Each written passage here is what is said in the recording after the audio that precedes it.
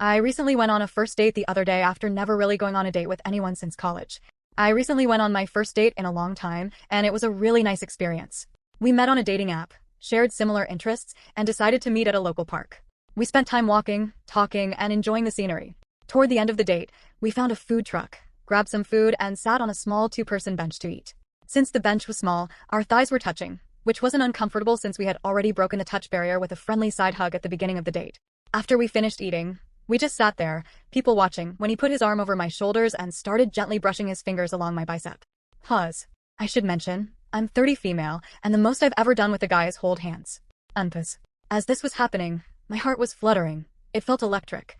I leaned my head onto his shoulder, but at the same time, my mind was racing. This is a complete stranger. You know nothing about him. Why are you letting him touch you? What if he's not who he seems? We stayed like that for a few minutes before I realized I had to leave.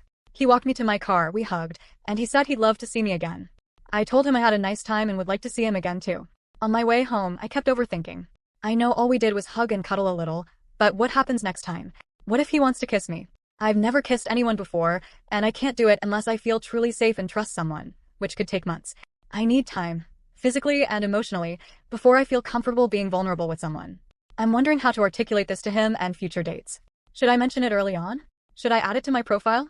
I don't want to push people away, but I also want to be upfront about how I approach relationships. Subscribe for